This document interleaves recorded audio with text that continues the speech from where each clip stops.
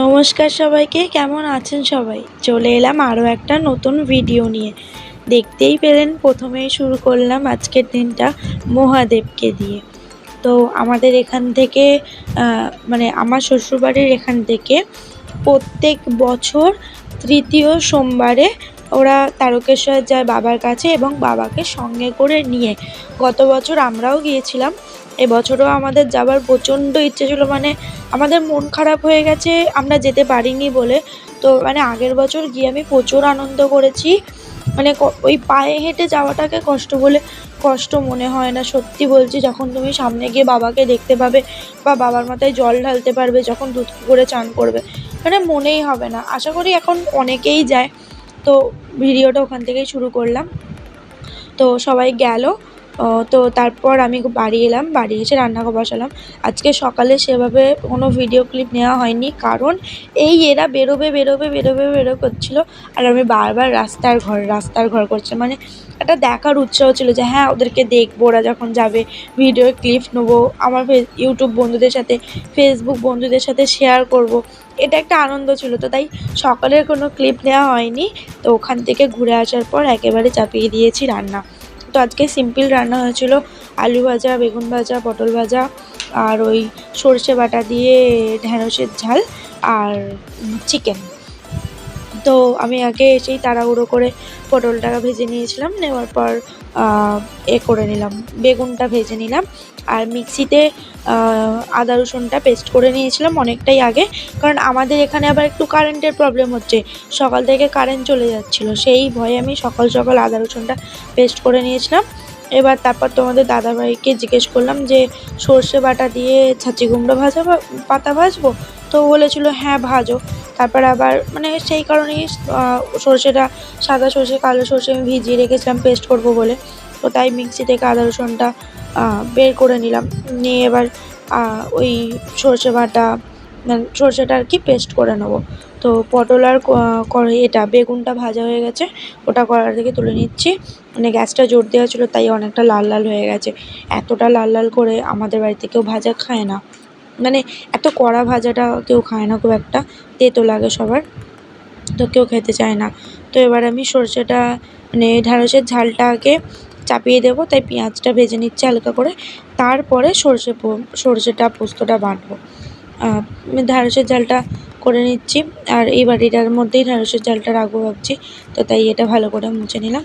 আর ঢ্যাঁড়সটা ভাজতেই ভুলে গিয়েছিলাম আগে, তো তাই পেঁয়াজটা আগে তুলে নিলাম, তেলটা মানে চেপে পেঁয়াজটা তুলে নিলাম। এবার ঢ্যাঁড়সটা আগে ভেজে নেব। মানে মনটা না ওই দিকেই পড়েছিল, আজকে রান্না করতেও ইচ্ছা করছিল না, খালি মনে হচ্ছিল ওদের সাথে চলে যাই, মানে ওদের পেছন পেছন চলে যাই। তো আমাদের বিয়ের এখন 1 বছর পূর্ণ হয়নি, আর আমাদের গঙ্গা স্নানও করতে নেই এখন, তার কারণেই যেতে পারলাম না। আমার শাশুড়ি মা বলছিল যে আমি 2-3 জনকে জিজ্ঞেস করে আসবো, ওরা যদি যাওয়ার কথা বলে তোমরা যাবে। এলাম না, যেটা নিয়ম সেটা নিয়ম। গঙ্গা দেখো, এখনকার যুগে দাঁড়িয়ে কেউ মানে গঙ্গা দেখবে না বা গঙ্গার ধারে যাবে না, এটা হতে পারে না। আমি বলছি যারা অফিস করে বা যারা অফিসে কাজে যায়, হয়তো অনেককেই লঞ্চে করে এপার থেকে ওপারে যেতে হয়, তো এটা স্বাভাবিক না তাকে গঙ্গা দেখতে হচ্ছে। কিন্তু গঙ্গায় নেমে স্নান করাটা, আমি হয়তো বলবো এখনকার যুগের মেয়ে হয়ে আগেকার দিনের রিচুয়ালস মানছো, কিন্তু না, বড়রা যেটা বারণ করে আমি মনে করি বড়দের কথা শোনা সত্যিই উচিত। কারণ আমি এটা রিয়েলাইজ করেছি যে বড়দের কথা না শুনলে সেই বিপদটা, মানে ছোট একটা বিপদ থেকে কত বড় একটা বিপদ হতে পারে। তো না, থাক, বাবার কাছে, বাবার দরজা আমাদের জন্য সারা জীবন খোলা আছে। আমি এবছর যেতে পারবো না, ঠিক আছে, আমি নেক্সট ইয়ার যাবো।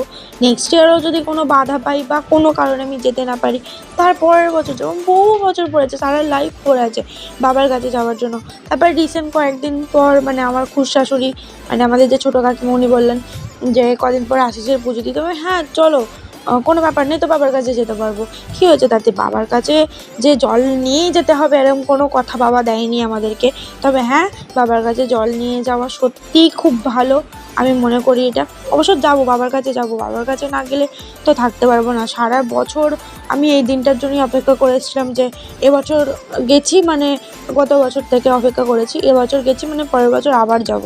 তো বিয়ের জন্য এবছর যেতে পারছি না।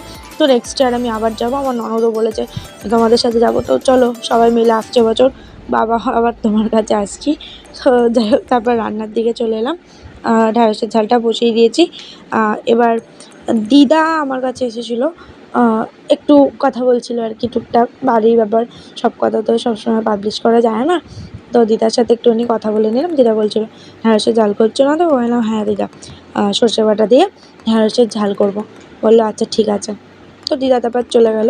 আমি তারপর আদা রসুনের পেস্টটা ভালো করে নিয়ে নিলাম। অনেকটাই আদা রসুন পেস্ট করেছিলাম। আর আমি না প্রতিদিন আদা রসুন মানে প্রতিদিন পেস্ট করাটা আমার ঠিক মানে পছন্দ না। তো আমি অনেকটা আদা রসুন একেবারে নিয়ে আর রেখে দিই ফ্রিজের মধ্যে, স্টোর করে রেখে দিই ওই বাক্সগুলোর মধ্যে। আর ওগুলো সাবান বাটির বাক্স, ওগুলো আমি রেখে দিই, কারণ ওই টুকটাক কাজে লাগে। যেমন পেস্ট করে রাখার জন্য আমি তো অনেক কিছু রকমের পেস্ট করেই রেখে দিই।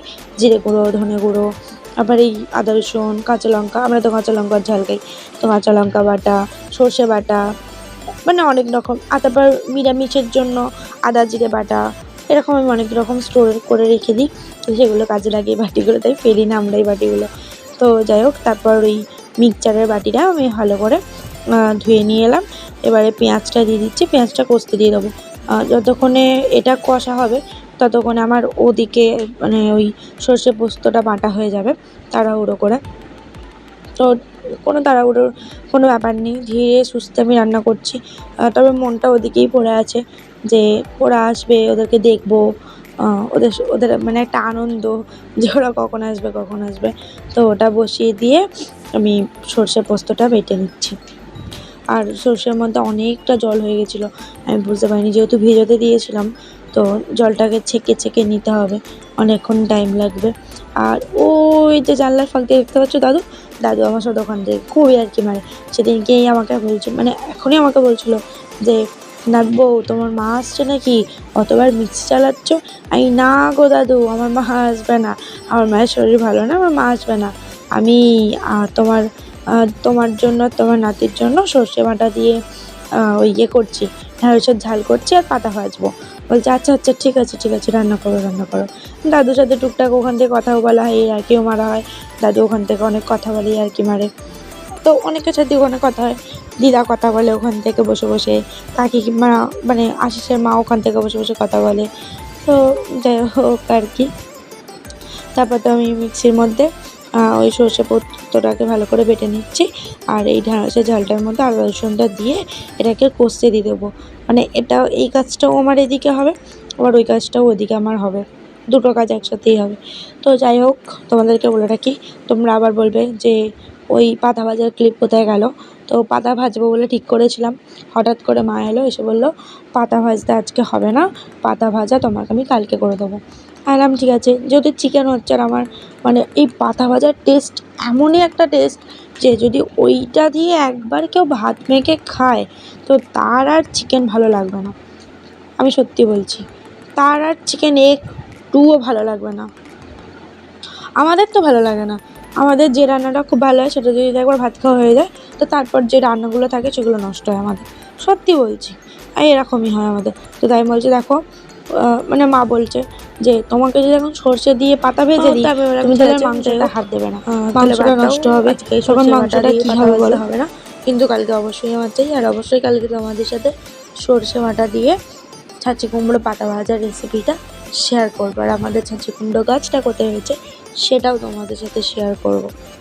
তো তারপর আমার সর্ষে পোস্ত মানে সাদা সর্ষে, কালো সর্ষে, অল্প একটু পোস্ত বাটা হয়ে গেছে, আর সেটা ঢ্যাঁড়সের ঝালে দিয়েও দিয়েছি। আর তারপর ঢ্যাঁড়সের ঝালটা হচ্ছে, আর কাকিমা এলো। কাকিমা এসে আমায় বলছিলো যে আমাকেও একটু বেটে দেবে। আর হ্যাঁ বেটে দেবো, কেন বেটে দেবো না। আমি তো মিক্সি মানে চালুই আছে, বাটিটা খালি আদা ওই পেস্টটা নিয়ে নেবো, নিয়ে তো তারপর ঢ্যাঁড়সের ঝাল আমার হয়ে গেছে। তো এবার ওরা বেরোবে, মানে তাড়াহুড়ো করছিল, মানে প্রচণ্ড তাড়াহুড়ো করছিলাম ওরা বেরোবে বলে। আমি তো মানে তাড়াহুড়ো করে রান্না করছিলাম, তাড়াহুড়ো করে ঢ্যাঁড়সের ঝালটা নামিয়ে নিচ্ছিলাম। আর সেই মুহূর্তেই কাকিমা এসছে যে আমাকে এটা বেটে দেওয়া। হলাম হ্যাঁ হ্যাঁ তুমি রাখো, আমি এটা নামিয়ে নিয়েই তোমাকে পেস্ট করে দিচ্ছি। মানে আমি একটুও দেরি করিনি, একটুও না, মানে তাড়াহুড়ো করে হুড়োহুড়ি করে, মানে হুড়োহুড়ি যাকে বলে। তাই আমি সঙ্গে সঙ্গে ঢ্যাঁড়সের ঝালটা নামিয়ে কাকিমা আমাকে যেই দিল সেইগুলো আমাকে বেটে দাও, আমি কাকিমাকে আদা রসুন তাড়াহুড়ো করে বেটে দিলাম। তো তারপর তোমাদের দাদা এলো, এসে ডাকলো যে চলো ওরা বেরিয়ে পড়ে যাচ্ছি। আমি বললাম হ্যাঁ চলো, আমিও যাচ্ছি। তো তারপর ওরা বেরিয়ে পড়েছে। এটা আমাদের মায়ের মন্দির, মা কালীর মন্দির। কেউ যে কোনো শুভ কাজে বেরোনোর আগে মায়ের মন্দিরে ধূপ বাতি মালা দিয়ে তারপরেই যায়। তো তারপর ওরা বেরিয়ে গেল, যে যার গন্তব্যস্থলে বেরিয়ে গেল। তো তারপর আমাদের বাড়ির সামনে দিয়ে আরেকটা যাচ্ছিল, মা বাপি ডাকলো উপরে আসে। আমি বললাম হ্যাঁ যাচ্ছি। মা বললো ক্লিপ না, ওকে টিভিতে দেখবো। আমি বললাম হ্যাঁ ঠিক আছে। তো ক্লিপ নিয়ে নিয়েছি। তো আজকের ব্লগটা এইটুকুই তোমাদের সাথে শেয়ার করলাম। যদি তোমাদের ব্লগটা ভালো লেগে থাকে তাহলে অবশ্যই লাইক, কমেন্ট অ্যান্ড শেয়ার করে দিও প্লিজ। আর মহাদেব, আসছি তোমার কাছে পরের বছর আমার এই ইউটিউব চ্যানেলে ব্লগ করতে করতে। পাশে থেকো মহাদেব, যেন তোমার কাছে আসছে বছর আবার আসতে পারি।